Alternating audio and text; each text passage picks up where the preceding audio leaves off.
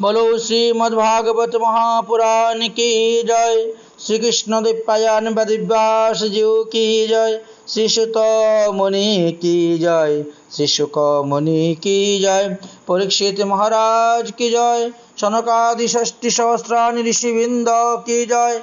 आपन आपन गुरुदेव की जय। आपन आपन इष्ट देव की जय। कृष्ण कलि इम ग्रुप की जय। समस्त सदस्य सदस्य वृंद की जय। आज के आनंद की जय। जय जय श्री राधे श्याम निताई गौर हरि बोल। ओम नमो भगवते वासुदेवाय। श्रीमद्भागवत महापुराण सप्तम स्कंध चतुर्थ अध्याये আমরা এসে উপস্থিত হয়েছি। গতকালকে আমরা হিরণ্যকশিপু তপস্যার দ্বারা ব্রহ্মার নিকট হইতে যে সমস্ত বর প্রাপ্ত হয়েছিলেন সেই বিষয়ে আমরা আস্বাদন করেছি। আজকে আমরা আস্বাদন করব এই বর প্রাপ্তি হওয়ার পরে তিনার মনের মধ্যে যে ভাবের উৎপন্ন হয়েছিল এবং যে ভাবের দ্বারা তিনি শক্তিকে দুর্প্রয়োগ করেছিলেন, সেই বর তাকে দুর্প্রয়োগ করেছিলেন, এর ফলে তিনার কি পরিণতি হয়েছিল আমরা আজ সেই বিষয়ে আলোচনা করতেছি। তাহলে ব্রহ্মার বর প্রাপ্ত হওয়ার পর হিরণ্যকশিপু হেমকান্তি সবল দেহর লাভ করলেন। ভাইয়ের মৃত্যুকে স্মরণ করে ভগবান বিষ্ণুর প্রতি দ্বেষ করতে আরম্ভ করলেন। সেই মহাদৈত্য সকল দিকসমূহকে তিনি জয় করতে শুরু করলেন। গন্ধর্ব, গরুর, সর্প, সিদ্ধ, চারণ, বিদ্যাধর, ঋষি, পিতৃগণ, মনুষ্যগণ, যক্ষ, রক্ষ, রাক্ষস, পিশাচ, ভূত সকলকেই তিনি পরাজিত করে তিনি নিজের শাসনে নিয়ে আসলেন। সেই বিশ্ব বিজয়ী দৈত্য আপন শক্তির দ্বারা লোকপালগণকেও তার ক্ষমতার অধীনে নিয়ে চলে আসলেন। অতঃপর স্বর্গভূমির নন্দন কানন সহ দিব্য উদ্যান সমূহ সুশোভিত বিশ্বকর্মার নির্মিত ইন্দ্রের প্রাসাদটিও তিনি দখল করে নিলেন। তারপরে তিনি কি করলেন? তারপরে তিনি আর শুরু হলো বিভিন্ন প্রকার অত্যাচার। সমুদ্রদেব পর্যন্ত, নদীগণ পর্যন্ত তাকে ভয়ে তিনার কাছে এনে সেই স্বর্ণ রত্ন গর্ভরত্নগুলা দান করিতেন। একমাত্র ব্রহ্মা বিষ্ণু মহেশ্বর এই তিনজন ছাড়া আর সবাইকেই তিনি নিজের অধীন করেছিলেন এবং তাদের কাছ থেকে কর গ্রহণ করতেন, উপটোকন গ্রহণ করতেন। এমন অবস্থা তিনি স্বয়ং দেবরাজ ইন্দ্রের সিংহাসনে বসেছেন। হে যুধিষ্ঠির, সেই সময়ে বিশ্ববসু, তুম্বর ঋষি, আমিও তখন মনোরঞ্জন গান করে তাকে শুনাইতাম, এছাড়া কোনো উপায় ছিল না। হে যুধিষ্ঠির, বর্ণা আশ্রম পালনকারী পুরুষগণ বহু দক্ষিণাযুক্ত যজ্ঞ করে সে তার যজ্ঞের আহুতিও সে হরণ করিত। সপ্তদ্বীপা পৃথিবীর একছত্র শাসন করতে আরম্ভ করলেন। তিনার রাজত্বকালে পৃথিবী দেবীও ভয় পেতেন। বিনা হাল চাষে শস্য উৎপন্ন হতো, এইরকম ভয়ঙ্কর ছিল। অন্যান্য সমুদ্রগণ তাদের সপত্নী সহিত এসে করজোড়ে স্তুতি করতেন এবং রত্নধনাদি প্রদান করতেন। বৃক্ষগণ তার ভয়ে 12 মাস ফুল ফল দিয়ে যেতেন, ঋতু ছাড়া অন্য সময়ও দিয়ে যেতেন। এমনভাবে দিগ্বিজয়ী করে একছত্র সম্রাট তিনি হয়ে উঠলেন যে শেষ পর্যন্ত তিনি ইন্দ্রিয়ের দাস হয়ে গেলেন। এই ইন্দ্রিয়ের দাসটাই হলো সবথেকে বেশি খারাপ। তিনি এই বর প্রাপ্ত হওয়ার পরে এমনই ইন্দ্রিয়ের দাস হলেন ইন্দ্রিয় সুখ প্রাপ্তির জন্য তিনি কাউকে ছাড়তেন না। তার এমনই কঠোর শাসন ছিল যে শাসনকে একটু অবহেলা করলেই সঙ্গে সঙ্গে তার মৃত্যু। এইভাবে কয়েক শত বৎসর সে রাজত্ব করেছিল। তার কঠোর শাসনে লোকপালগণ সকল ভয়ে ভীত হলেন একদিকে, অন্যদিকে তার অত্যাচারে অতিষ্ঠ হয়ে পড়লেন। কিন্তু কি করবেন, কার কাছে যাবেন, কার কাছে আশ্রয় নেবেন, তারা ভেবে চিনতে পারছেন না। অবশেষে তারা ভগবান শ্রীহরির শরণাপন্ন হলেন। এছাড়া আর কোনো উপায় নেই। কয়েকশো শতাব্দী চলে গেল তারই অত্যাচার সহ্য করতে করতে মানুষ অতিষ্ঠ হয়ে গেলেন। তখন ভগবানকে ডাকতে শুরু করলেন সকলে মিলে, আমরা ডাকি কাতরে দেখা দাও হে দয়াল হরি। আমরা ডাকি কাতরে দেখা দাও হে দয়াল হরি। অসুর ভয়ে ভীত হয়ে শরণ নিলাম তোমার পায়ে।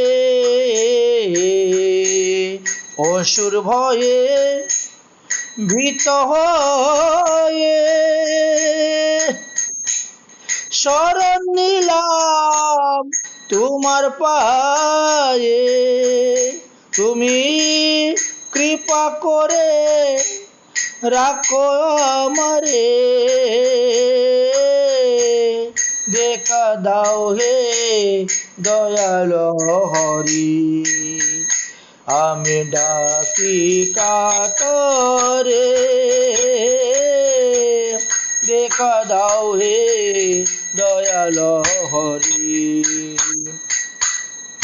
বিপদ ভঞ্জন মধুসূদন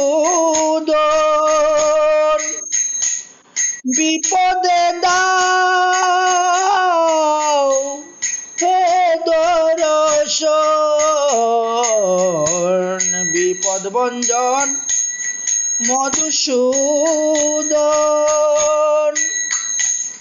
বিপদেতে দাও দর্শন। আমরা সাধন ভজন করতে নারি, দেখা দাও হে দয়াল হরি। আমরা ডাকি কাতরে দেখা দাও হে দয়াল হরি। দুষ্ট অসুর বধিবারে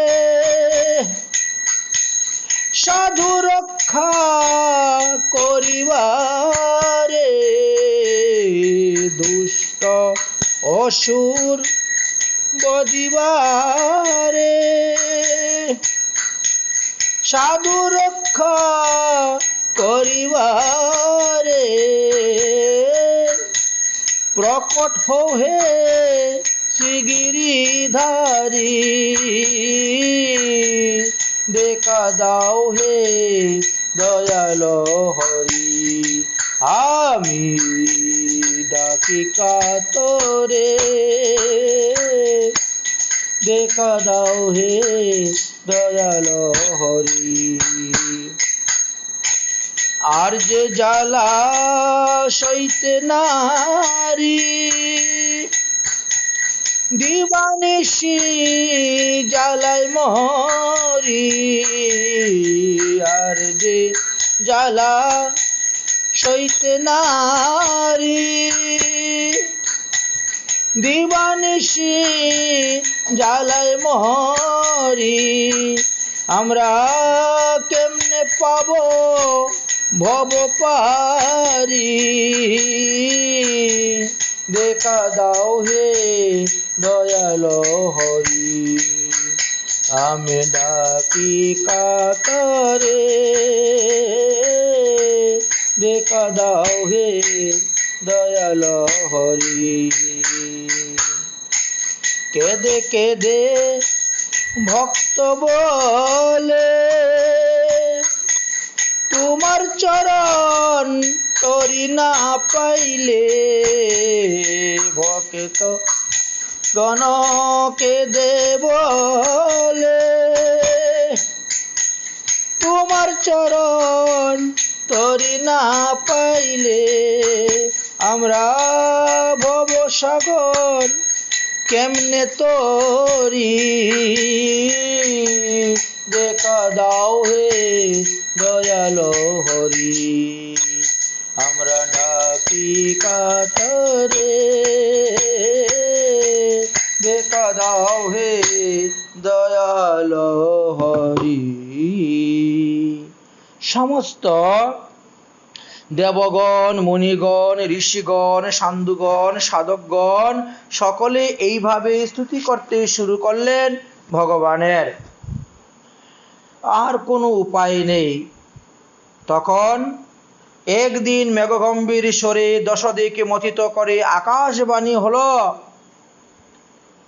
হে সজ্জনগণ, তোমরা ভয় পেও না, ইতিমধ্যেই আমি প্রকট হব এবং এই দুষ্ট অসুরকে বিনাশ করব। কারণ শাস্ত্রে লেখা আছে, যদা দেবেষু বেদেষু গোষু বিপ্রেষু সাধুষু ধর্মে ময়ি চ বিদ্বেষ সবাই আশু বিনশ্যতি। যদি কোনো ব্যক্তি, যদি কোনো প্রাণী কখনো দেবতাকে হিংসা করে, বেদকে হিংসা করে, গোমাতাকে হিংসা করে, ব্রাহ্মণকে হিংসা করে, সাধুকে হিংসা করে, ধর্ম সর্বোপরি আমার প্রীতি নিবিষ্ট হয়, তখন এই অধার্মিককে কি করি, আমি এসে তাকে অতি সত্বর বিনাশ করি। অতএব এই হিরণ্যকশিপুর আর বাড়াবাড়ি বেশি দিন চলবে না। আমি আসব, প্রকট হব এবং তাকে বিনাশ করব। ততদিন পর্যন্ত আমি ধৈর্য ধরে থাকব, যতদিন পর্যন্ত তাহার পুত্র প্রহ্লাদের উপরে দ্বেষ আরম্ভ না করে। তাই ব্রহ্মার বর প্রাপ্ত হয়ে সেই শক্তিকে সে অসৎভাবে ব্যয় করতেছে, অতএব আমি অবশ্যই তাকে হত্যা করব। দেবর্ষি নারদ বললেন, হে মহারাজ যুধিষ্ঠির, এই আকাশবাণী শব্দ শ্রবণ করার পর সকলেই ভগবানকে উদ্দেশ্য করে নিজ নিজ গৃহে চলে গেলেন। তারপরে ভক্ত প্রহ্লাদ জন্মগ্রহণ করলেন। এইবার আমি তোমাকে ভক্ত চরিত্র প্রহ্লাদের চরিত্র কথা বলবো, শ্রবণ কর। হিরণ্যকশিপুর অদ্ভুত 4টি পুত্র ছিল, তন্মধ্যে প্রহ্লাদ হলেন সর্বকনিষ্ঠ এবং তিনি সর্বগুণে শ্রেষ্ঠ। সাধু পুরুষের প্রতি তার খুব সেবাপরায়ণ বুদ্ধি ছিল। তিনি ব্রাহ্মণদের প্রতি খুব ভক্তিপরায়ণ ছিলেন এবং সত্য প্রতিজ্ঞাশীল ছিলেন, জিতেন্দ্রিয় ছিলেন। সর্বভূতের প্রতি তিনার সম আত্মা এবং সর্বজনপ্রিয়। সর্বজীবের কুলের প্রতি তার অপার স্নেহ ছিল, ঐহুত্যিকী ভালোবাসা ছিল। বয়োজ্যেষ্ঠ মান্যজনের চরণে সর্বদা তিনি সেবকের মতন থাকতেন, প্রণাম করতেন। দরিদ্রদের কাছে তিনি পিতার মতন থাকতেন, থেকে তাদেরকে স্নেহ করতেন। সমবয়সীদের সঙ্গে তিনি ভ্রাতার মতন থেকে তাদেরকে চুকে চুকে রাখতেন। আর গুরুজনকে তো ভগবানের মতন ভক্তি তিনি করতেন। যদিও তিনি অসুরকুলে জন্মগ্রহণ করেছেন, কিন্তু আসরিক প্রবৃত্তি তার শরীরে লেশ মাত্র ছিল না। ভগবান যেমন অনন্ত গুণ সম্পূর্ণ, প্রহ্লাদও তেমনি বহু গুণ ছিল তার মধ্যে। বলতে গেলে যুগে যুগে যত মহাত্মাগণ অবতীর্ণ হন, যত কবিগণ অবতীর্ণ হন, তারা সকলেই প্রহ্লাদের মহিমার কথা গান করে গিয়েছেন। প্রহ্লাদ বাল্যকালে অন্যান্য বালকের মতন খেলাধুলা করতেন না।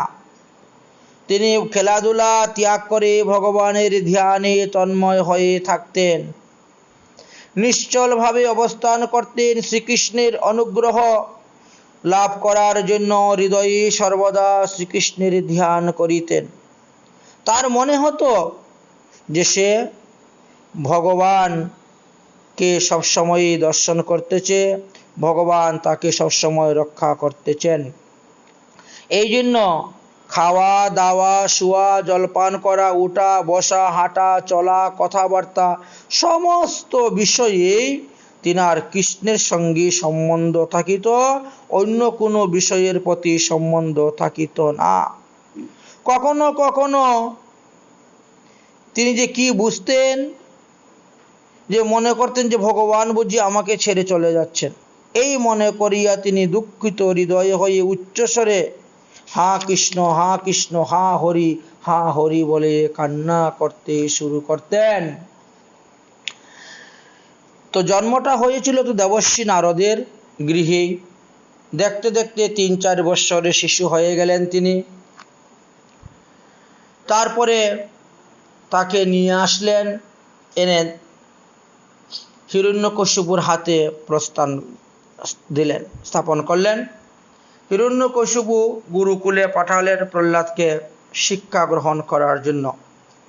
সাম ধম ভেদ দ্বন্দ্ব ইত্যাদি নীতিশাস্ত্র শিক্ষার জন্য তাকে পাঠালেন। সেই সময়ে তাদের যে কুলগুরু শুক্রাচার্য, তিনি অন্যত্র ছিলেন।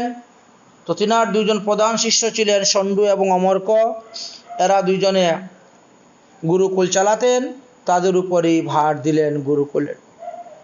সেখানে তিনি গিয়ে উপস্থিত হলেন, কিন্তু গুরুকুলের শিক্ষা তিনার ভালো লাগতো না, আসরিক বিদ্যা তিনার কাছে ভালো লাগতো না, ভগবানের ভজন করতে তিনার ভালো লাগতো। তাই কখনো তিনি কৃষ্ণ কৃষ্ণ বলে কাঁদতেন, কখনো তিনি হাসতেন, কখনো বা ভগবত চিন্তাতে মধুর আবেশে তিনি আবিষ্ট হয়ে গান গাইতেন। তো অন্যান্য বালকগণ থেকে তিনি পৃথক ছিলেন। তো বালকগণ অসুরপুত্র হলেও তাদের প্রহ্লাদের এই চরিত্রগুলা খুবই ভালো লাগতো। প্রহ্লাদের সঙ্গে অনেক কথাবার্তা তারা বলতেন। তো একদিন প্রহ্লাদ এইভাবে আবিষ্ট চিত্ত নিয়ে গান গাইতেছেন। বনবারি রে जिनका सहारा तेरा नाम ही, मुझे दुनिया वालों से क्या काम ही। बनवारी रे जिनका सहारा तेरा नाम ही, मुझे दुनिया वालों से किया काम ही, मुझे दुनिया वालों से क्या काम ही। झूठी दुनिया झूठी बंधन, झूठी ही यह माया, झूठा सास का आना जाना, झूठा ही यह काया।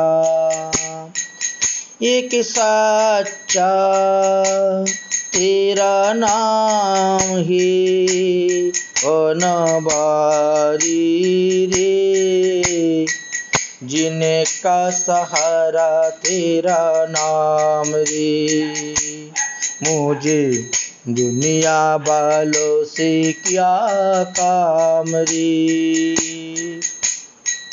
रंग में तेरी रंगाई गिरधर, छोड़ दी जगत सारा,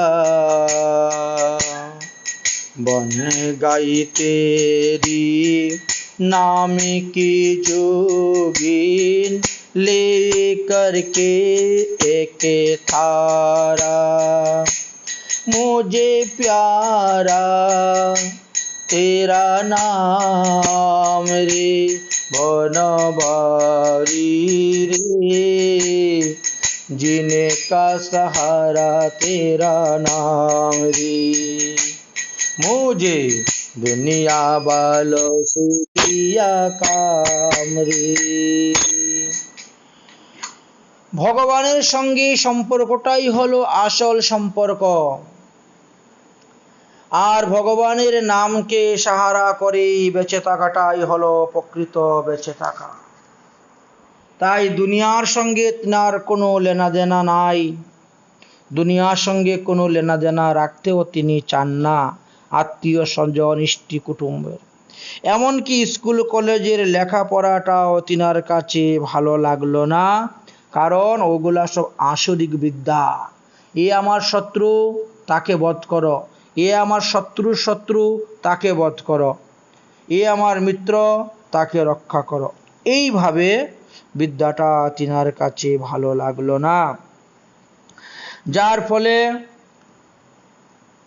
তিনি যখন সুযোগ পেতেন, অর্থাৎ শিক্ষক মশাই যখন লেখাপড়া করে অন্যত্র কাজে চলে যেতেন, তখন তিনি সতীর্থ বালকদেরকে নিয়ে বসে তিনি হরিকথা বলতেন, তাদেরকে বুঝাইতেন, ভাই তোমরা শ্রীহরির শরণাপন্ন হও।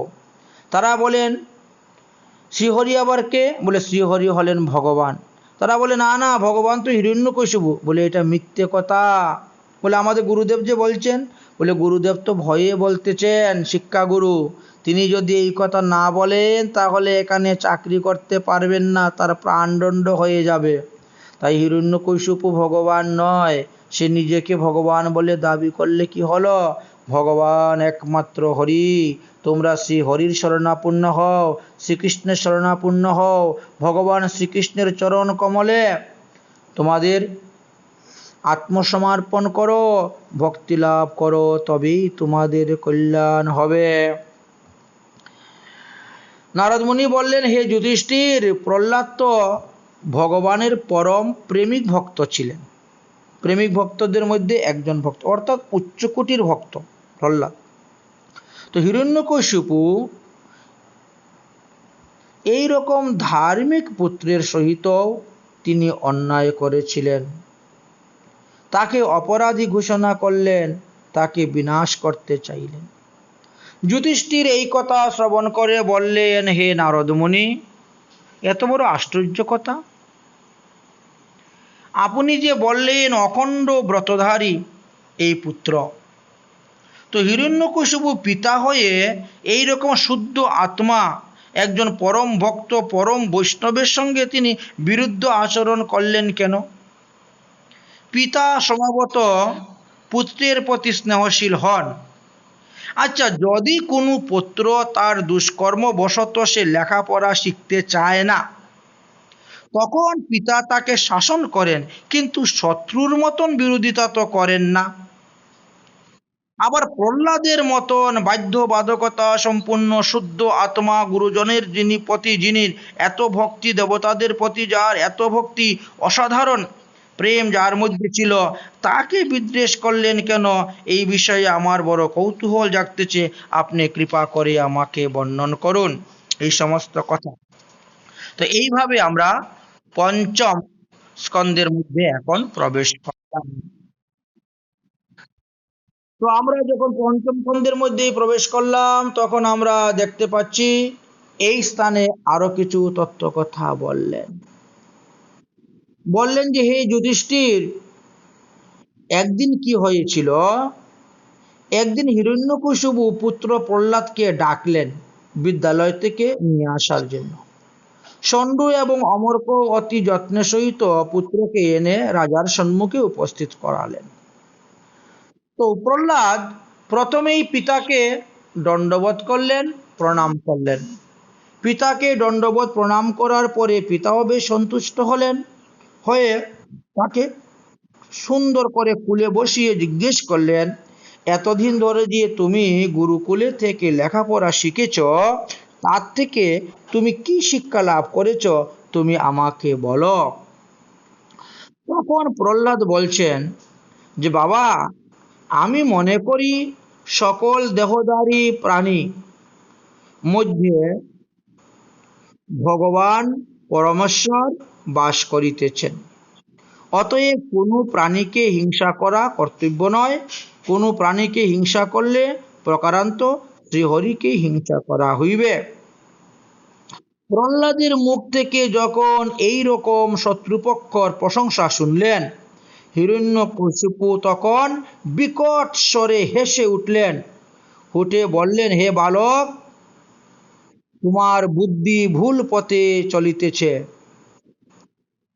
আমার মনে হচ্ছে আচার্যদের আশ্রমের মধ্যে বিষ্ণুর পক্ষের কোনো ব্যক্তি বা কোনো ব্রাহ্মণ বেশ ধারণ করে এখানে প্রবেশ করে বালককে এইভাবে বুদ্ধি যোগাচ্ছে।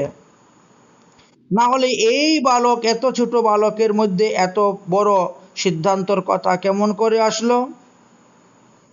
আমার এই বালকের বুদ্ধিটাকে কে ভুলাতে চাচ্ছে, তাকে ধরো। এইবার তিনি সেই কথা বললেন। তিনি আরেকটু বুঝালেন, হে বৎস, দেখো আমরা তোমার গুরুজন, সেই হেতু জানতে চাইছি তোমার এই রকম বুদ্ধি নিজের থেকে হয়েছে বা অন্য কারুর দ্বারা হয়েছে, তুমি বলো। ষণ্ড অমরকে তখন জিজ্ঞেস করলেন যে আমরা তো তোমাকে এই সমস্ত শিক্ষা দেই নাই, তবে তুমি এই সমস্ত শিক্ষা কোথার থেকে পেলে আমাদেরকে বলো। প্রহ্লাদ বললেন, জাগতিক মোহ, যাদের বুদ্ধি মোহগ্রস্ত হয়ে গেছে, তারা ঈশ্বরের মায়াতে তারা আমি আমার নিয়েই পড়ে থাকে, তারা ভগবানকে জানতে পারে না। আর যারা বিষয় বাসনা থেকে আলাদা আছে, তারাই একমাত্র ভগবতকে জানতে পারেন। হে গুরুদেব, চুম্বকের প্রতি লোহার যেমন স্বাভাবিক একটা আকর্ষণ আছে, তেমনি চক্রধারী ভগবানের ইচ্ছা শক্তির দ্বারা আকৃষ্ট হয়ে আমার চিত্ত সর্বদা তার মধ্যেই ধাবমান হয়ে আছে। তিনি তো সর্বত্র বাস করেন, তিনি আমার অন্তরেও বাস করেন। অতএব তিনি আমাকে বুদ্ধি যোগান। সঙ্গে সঙ্গে ষণ্ড অমরকে বলে, এই ব্যাটটা কোথায়, তো ব্যাট নিয়ে আয় তো, এত আমাদের বদনাম করছে দেখছি। এই দুষ্ট বুদ্ধি কুলাঙ্কারকে ঠিক করার জন্য চতুর উপায়ে দণ্ড প্রয়োগ করতে হবে। 4টি উপায়ে দণ্ডনীতি: সাম, দাম, ভেদ, দ্বন্দ্ব। এই 4 প্রকারের নীতি তার উপরে এখন প্রয়োগ করতে হবে। পরে দৈত্যকুল হলো চন্দনবন, আর দৈত্যকুল রূপী চন্দনবনের মধ্যে তুমি কাঁটাযুক্ত বাবলা গাছ কোথার থেকে আসলে? এই যে বিষ্ণু, এই বিষ্ণু চন্দন বনকে উজাড় করার জন্য কুটারের ভূমিকা নিয়ে আছেন। অতএব তুমি তার কথা বলিও না। রাজা বললেন, অর্থাৎ হিরণ্যকশিপু বললেন, যাও তাকে নিয়ে এখন এই 4টি নীতিশাস্ত্র শিখাও। সাম, দাম, ভেদ, দ্বন্দ্ব, 4টি নীতিশাস্ত্র শিক্ষা দাও। নেওয়া হলো। পুনরায় 4টি নীতিশাস্ত্র শিখাইয়ে এনে তার মার কাছে অর্পণ করলেন ষণ্ড অমর্ক। কায়ুধু ছেলেকে স্নান টান করিয়া অতি যত্ন করে সুন্দর কাপড় চোপড় পরিয়ে হিরণ্যকশিপুর নিকটে নিয়ে গেলেন। প্রহ্লাদ পিতাকে সাষ্টাঙ্গে প্রণাম করলেন। হিরণ্যকশিপু আশীর্বাদ করে তাকে কোলে তুলে নিয়ে বহুক্ষণ আলিঙ্গনবদ্ধভাবে রইলেন এবং তিনি জিজ্ঞাসা করলেন সহাস্য বদনে, আচ্ছা প্রহ্লাদ, এখন বলো তো, তুমি এই কদিন গুরুগৃহে থেকে তুমি কি শিক্ষা লাভ করিয়াছ? তোমার যে আচার্যবর্গগণ তোমাকে কি শিক্ষা দিয়েছেন, বা তার থেকে উত্তম শিক্ষা তুমি কোনটা পেয়েছ, তা তুমি আমাকে বলো। তখন প্রহ্লাদ বললেন, শ্রবণম কীর্তনম বিষ্ণু স্মরণম পাদ সেবনম অর্চনম বন্দনম দাস্য সৈক্য আত্মনিবেদনম। এই কথাটি তখন তিনি বললেন। অর্থাৎ, হে পূজনীয় পিতা, বিষ্ণু ভগবানের প্রতি ভক্তিভাবে 9 প্রকার ভেদ আছে। ভগবানের গুণ, ভগবানের লীলা, ভগবানের নাম প্রভৃতি স্মরণ করা, প্রভৃতি কীর্তন করা, নাম রূপাদি স্মরণ করা, চরণ সেবা করা, তার চরণ পূজা করা, তার চরণ বন্দনা করা, দাস্যভাব সৈক্যভাবে তার আত্মনিবেদন করা, ভগবানের প্রতি ভগবানের প্রীতি সমর্পণে যেভাবে হয় সেইভাবে এই 9 প্রকার ভক্তির অনুশীলন যারা করেন তারা যথার্থ শিক্ষা লাভ করিয়াছেন বলেই আমি মনে করি। প্রহ্লাদের মুখে এই কথা শোনার পর হিরণ্যকশিপুর এত ক্রোধ হলো যে নিজের ঠোঁট দুইটা তিনার কাঁপতে শুরু হলো ক্রোধে। সেই গুরুপুত্রদেরকে বললেন, ওহে নীচ ব্রাহ্মণ, ছন্দ অমর্ক, এ তোদের কেমন শয়তানি রে?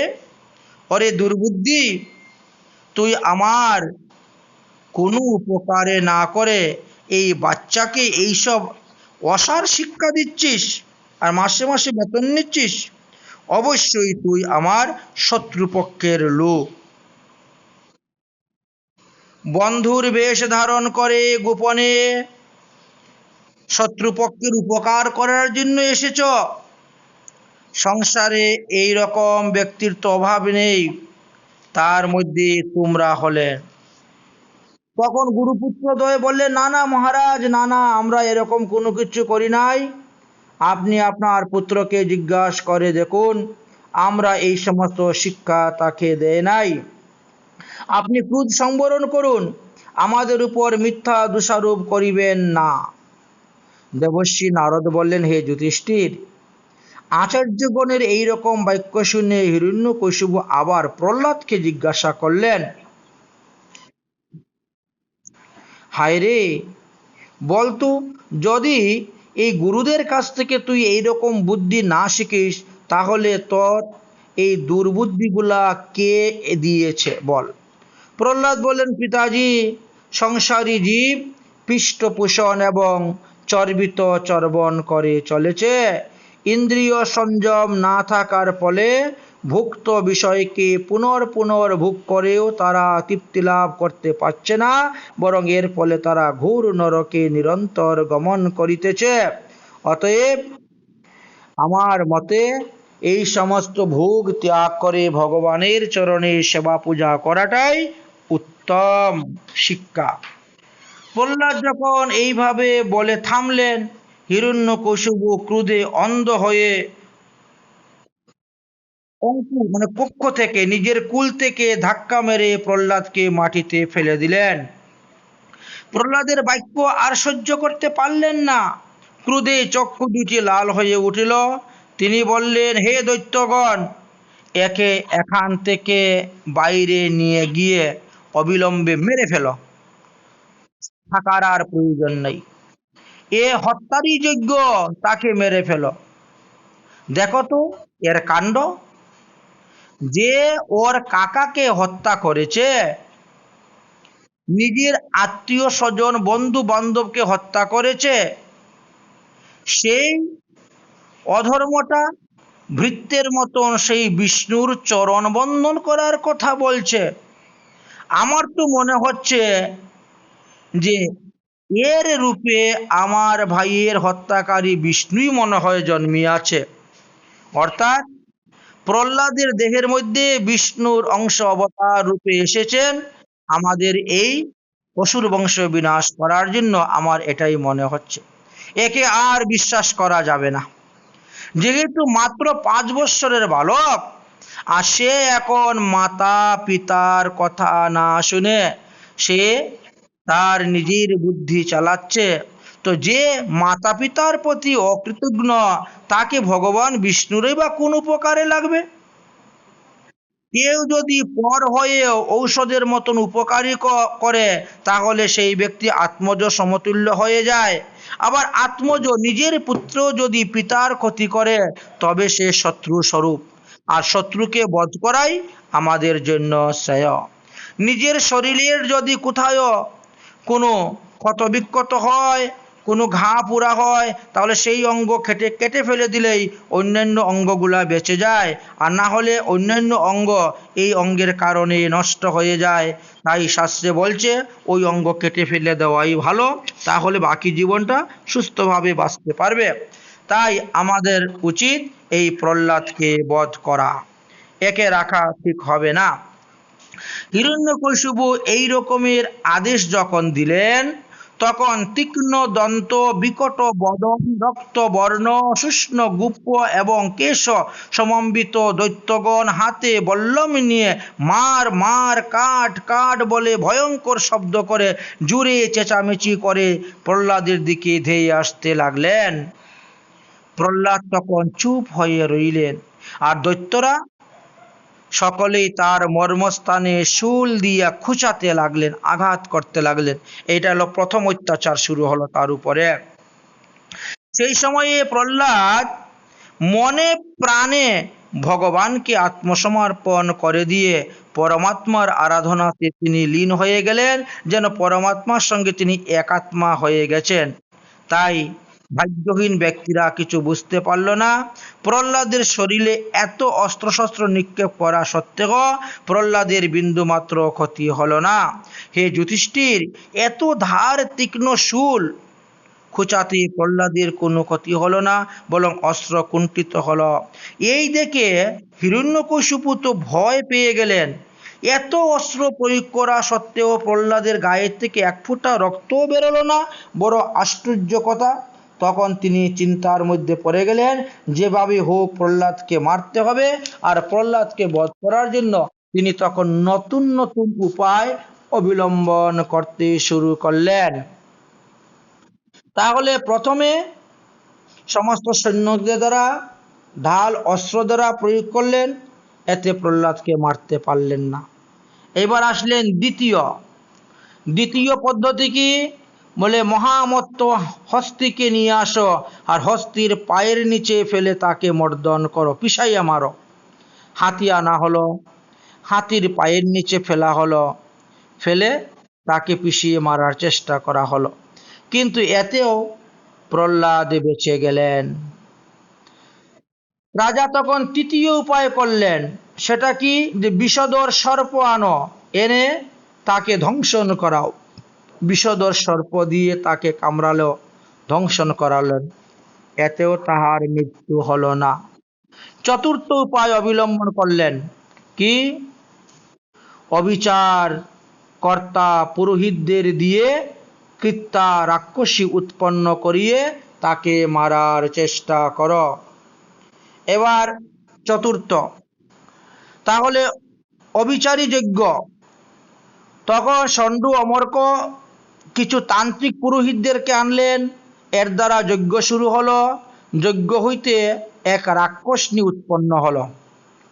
বললেন যে যাও, প্রহ্লাদকে গিয়ে তুমি ভক্ষণ করো। কিন্তু সে প্রহ্লাদকে ভক্ষণ করতে পারল না, না পেরে ষণ্ড আর অমরকুকে মেরে সেখান থেকে সে পালিয়ে গিয়েছিল। এতেও যখন তার মৃত্যু হলো না, তখন পঞ্চম উপায় তিনি চিন্তা করলেন। সেটা কি? বলে সুউচ্চ পর্বত শিখর থেকে তাকে নিক্ষেপ করে পর্বতের নিচে ফেলে দাও। তাই করা হলো পঞ্চম উপায়। কিন্তু এতেও প্রহ্লাদকে মারতে পারলেন না। এবার ষষ্ঠ উপায়ের জন্য শম্বরাসুরকে নিয়ে আসলেন। শম্বরাসুর বিভিন্ন প্রকার মায়া জানতেন, ওই মায়াবিদ্যার দ্বারা তাকে ভয় দেখাও, সেই ভয়ে ভীত হয়ে।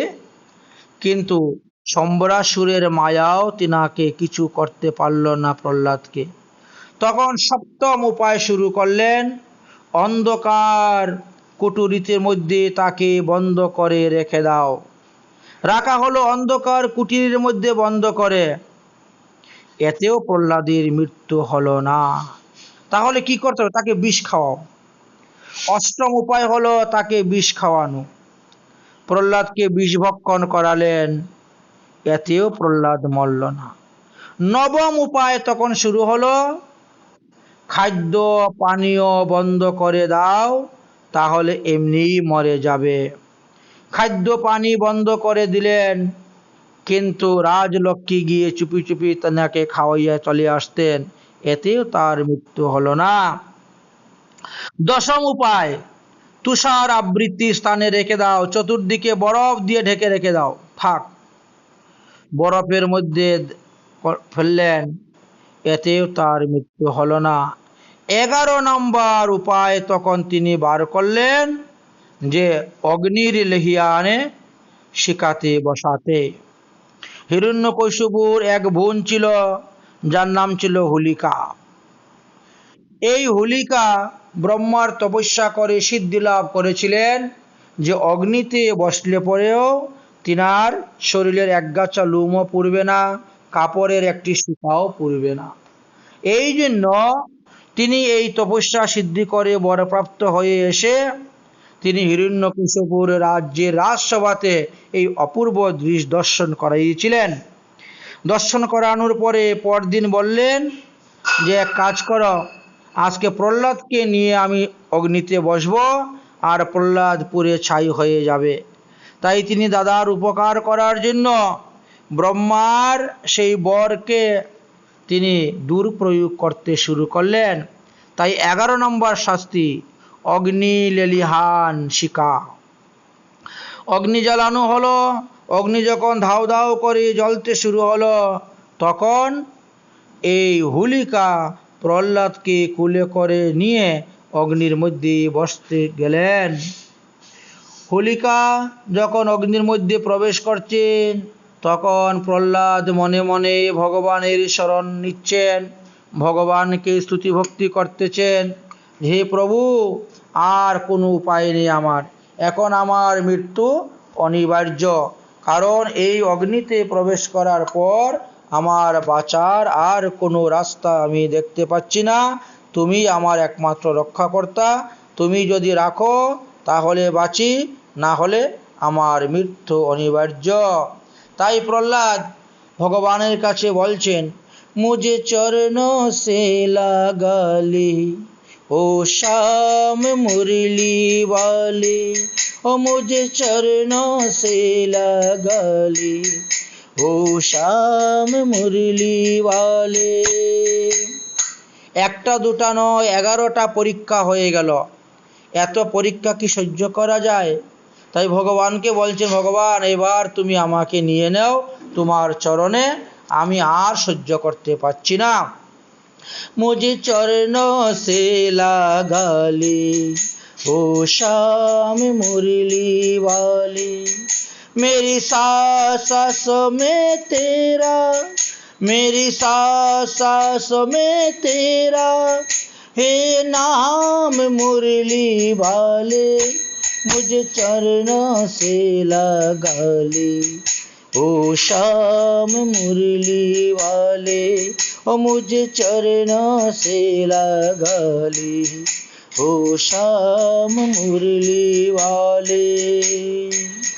भक्त की काना तुमने विपदा के टारी, भक्त की काना तुमने विपदा के टारी, मेरी भी बाहु थामो आके बिहारी, मेरी भी बाहु थामो आके बिहारी, बिगड़ी बनाए तुमने, बिगड़ी बनाए तुमने, हर काम मुरली वाले, मुझे चरणों से लगा ले ओ श्याम मुरली वाले, मुझे चरणों से लगा ले ओ श्याम मुरली वाले।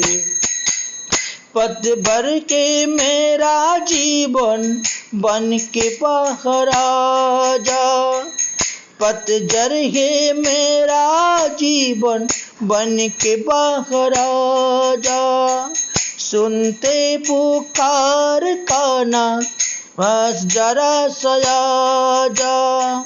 बेचैन मान की तुम ही आराम मुरली वाले, मुझे चरणों से लगा ली। ओ श्याम मुरली वाले, मुझे चरणों से लगा ली। ओ श्याम मुरली वाले। तुम हो दया की सागर, जन्म की मैं हूँ पियासी। तुम हो दया की सागर, जन्म की मैं हूँ पियासी।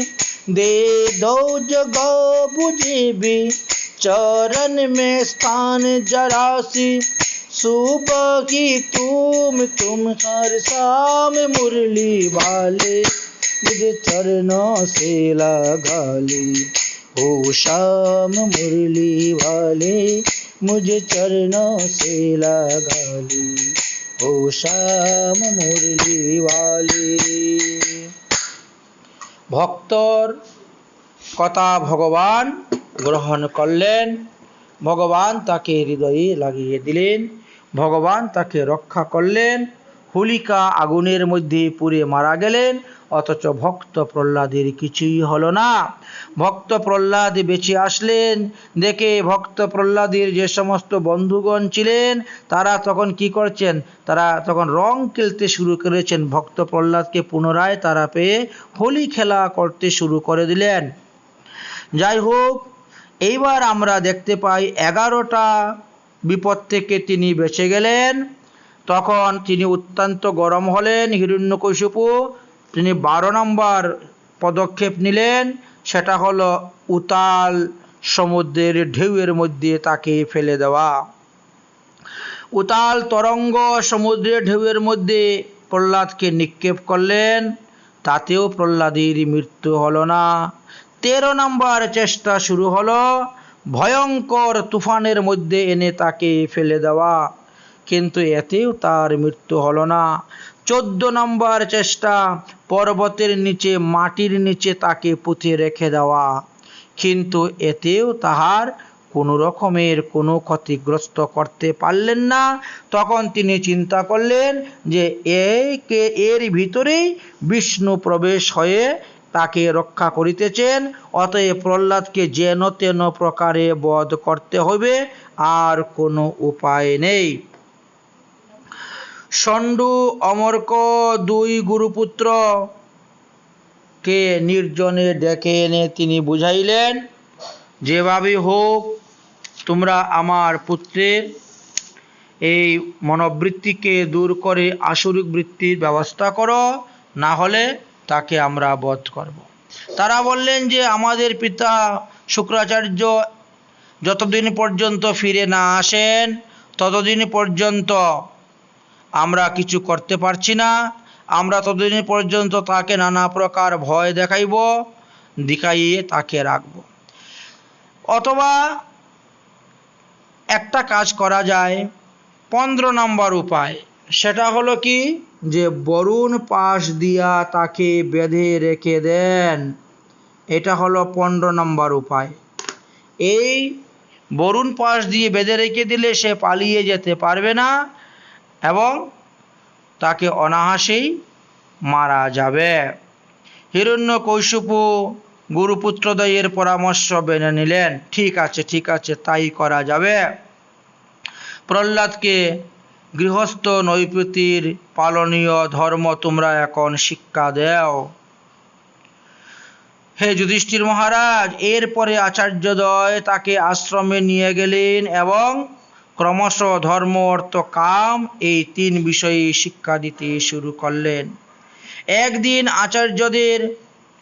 আচার্যরা সংসারী কাজের জন্য বাইরে চলে গেছেন। এই অবসর প্রাপ্ত হইয়া প্রহ্লাদ সমবয়সী বালকদেরকে নিয়ে তিনি ডেকে বসলেন এবং পরম জ্ঞানী প্রহ্লাদ তাদের কাছে জন্ম মৃত্যু গতাগতি সম্পর্কে সব বর্ণন করতে শুরু করলেন।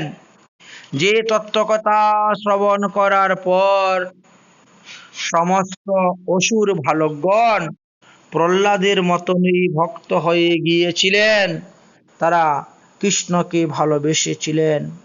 প্রহ্লাদ বললেন, হে বন্ধুগণ, এই সংসারে মনুষ্য জন্ম বড় দুর্লভ।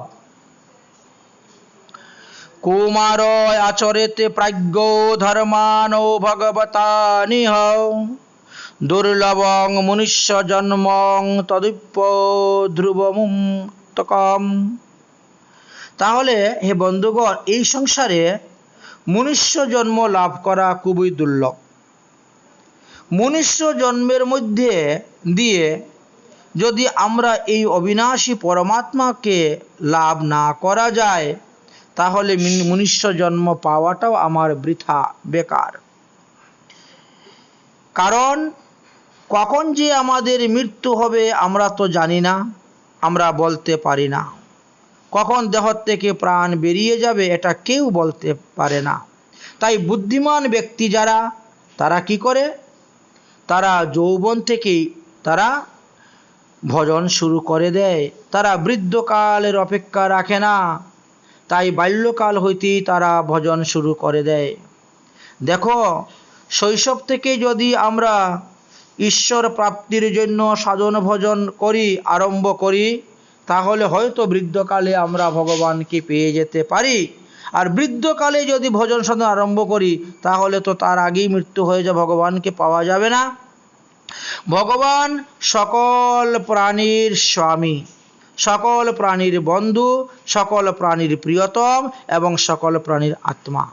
তাই এই মনুষ্য জন্মেই তার চরণে শরণ নেওয়া আমাদের একান্ত কর্তব্য। শুনো ভাইগণ, প্রাণী যে গর্ভেতেই জন্ম নেক না কেন, তাকে তার কর্ম অনুসারে সে তার ইন্দ্রিয় সুখ ভোগ করিয়া থাকে। মনুষ্য জন্ম হোক আর পশু জন্ম হোক, ইন্দ্রিয় সুখের কিন্তু তারতম্যতা নেই, একই প্রকার সবাই ইন্দ্রিয় সুখ ভোগ করিয়া থাকে। কিন্তু পশু দেহেতে ভগবান পাদপদ্ম লাভ করা বড়ই কঠিন। অতএব মনুষ্য দেহেতে ভগবান পাদপদ্ম লাভ করা সহজ। তাই তোমরা সকলে মিলে ভগবান পাদপদ্ম লাভ করার চেষ্টা করো। তোমরা আমার বাক্য শুনো। কপালে শত দুঃখ থাকলে শত চেষ্টা সত্ত্বেও যেমন সেই দুঃখ নিবারণ করা যায় না, ঠিক তেমনিভাবে মৃত্যুকেও নিবারণ করা যায় না। তবে একমাত্র ভগবানের সাধনের দ্বারা, ভজনের দ্বারা আমরা আমাদের আত্মার কল্যাণ করতে পারবো, আত্মার ঊর্ধ্বগতি করতে পারবো। অতএব তোমরা আমার কথা মনোযোগ দিয়ে শ্রবণ করো। হরে হরে কৃষ্ণ নাম আনন্দেরি ধাম, যে জন নাহি কলয়। হরে কৃষ্ণ নাম আনন্দেরি ধাম, যে জন নাহি কলয়। তারে যমরাজ ধরে লয়ে যায়, তারে যমরাজ ধরে লয়ে যায়, নরকে ডুবায় তাই, নরকে ডুবায় তাই। তুলসীর হার না পরে যে ছাড়ো, জমালয়ে বাস তার। তুলসীর হার না পরে যে ছাড়ো, জমালয়ে বাস তার। তিলক ধারণ না করে যে জন, তিলক ধারণ না করে যে জন, বৃথা জনম গেল তার, বৃথা জনম গেল তার। নালয় হরি নাম বিদিতার বাম, পামর পাষণ্ড মতি। নালয় হরি নাম বিদিতার বাম, পামর পাষণ্ড মতি। বৈষ্ণব সেবন না করে যে জন, বৈষ্ণব সেবন না করে যে জন, কি হবে তাহার গতি, কি হবে তাহার গতি। গুরু মন্ত্র সার কর এইবার, ব্রজেতে হইবে বাস। গুরু মন্ত্র সার কর এইবার, ব্রজেতে হইবে বাস। তোমার তম গুণ যাবে, শত গুণ পাবে, তম গুণ যাবে, শত গুণ পাবে, হইবে কৃষ্ণের দাস, হইবে কৃষ্ণের দাস। এ দাস লোচন বলে অনুকন, কৃষ্ণ গুণ গাও সুখে, কৃষ্ণ গুণ গাও সুখে। হেন রসে যার রতি নাহি হইল, চুন কালি তার মুখে, চুন কালি তার মুখে। তাই ভক্ত প্রহ্লাদ আজ তাদেরকে বুঝাচ্ছেন, দেখো আমাদের শরীর ভগবত প্রাপ্তির জন্য যথেষ্ট। নানা প্রকার ভয় দ্বারা আমরা ভীত হয়ে আছি। সেই জন্য যতক্ষণ পর্যন্ত আমাদের শরীরে রোগ ব্যাধি প্রবেশ না করে, মৃত্যুর মুখে পতিত না করে, ততক্ষণ পর্যন্ত আমরা শ্রীহরির সাধন করার চেষ্টা করব, ভজন করার চেষ্টা করব। মানুষের পরিপূর্ণ আয়ু 100 বৎসর। যিনি নিজ ইন্দ্রিয়কে বশীভূত করতে পেরেছেন, তিনি জীবনের অর্ধেক তমগুণে বশীভূত হয়ে নিদ্রায় অবস্থায় আচ্ছন্ন হয়ে জীবন নিষ্ফল করে ফেলেন। দেখো শিশুগণ, জন্মর সময়ে শিশু অবস্থায় তো তার ভালো মন্দ কোনো জ্ঞান ছিল না। কিছুটা বড় হওয়ার পরে কৈশোরে খেলাধুলায় সময় কাটানো হলো। এইভাবে 20 বৎসর বয়স আমাদের লেখাপড়া আদিতে চলে গেল। আবার যখন জরা শরীরকে গ্রাস করলো, তখন শেষের 20 বৎসরও আমাদের একেবারে কর্ম অক্ষম হয়ে পড়ি। তাই এই সময়ে সাধন ভজন করতে পারি না। তাই আমাদের কর্তব্য এই অল্প বয়সে থেকেই ভজন শুরু করে দেওয়া। যেমন মানুষের অর্থকে চোর কিছু নিয়ে যায়, ভৃত্যরা কিছু নিয়ে যায়, তো ব্যবসায়ীরা কি করে, নিজের প্রাণকে বাঁচিয়ে রাখার জন্য তারা অর্থ উপার্জন করে রাখে, কিন্তু সেই অর্থ প্রাণের চেয়েও প্রিয় ধন বলে সংগ্রহ করে রাখে, কিন্তু সেটা কি শেষ পর্যন্ত রাখতে পারে না, সেই অর্থ শেষ হয়ে যায়। কিন্তু আমরা যদি ভগবানের ভজন করি, তাহলে ভগবানের ভজনটা আমাদের সঙ্গে যাবে এবং আমরা ভগবত প্রেম লাভ করতে পারব। যেমন গুটি পোকা, রেশমি পোকা, সে তার নিজের দেহ থেকে সেই রস বের করে গুটি তৈরি করে, আর শেষ পর্যন্ত এই গুটির মধ্যে আবদ্ধ হয়ে মারা যায়। ঠিক তেমনিভাবে রজগুণী তমগুণী মানুষ এবং কর্মী, তারা কর্ম করতে করতে কর্মবন্ধনের মধ্যে পড়ে আবদ্ধ হয়েই তারা মারা যায়। তাদের মধ্যে আর বৈরাগ্য এসে উপস্থিত হয় না, তারা সংসার ত্যাগ করতে পারে না।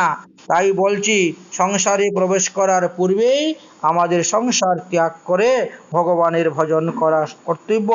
অর্থাৎ বিষয় আসক্ত দৈত্যদের সঙ্গ ত্যাগ করতে হবে, পরম বিষ্ণু ভক্তের সঙ্গ করতে হবে এবং বিষ্ণু শরণাপন্ন হতে হবে। কারণ বিষ্ণুই একমাত্র পারবেন আমাদেরকে রক্ষা করতে, আমাদেরকে পরম গতি দিতে, এছাড়া আর কেউ নেই। দেখো বন্ধুগণ, ভগবানকে প্রসন্ন করার জন্য বেশি কিছু লাগে না।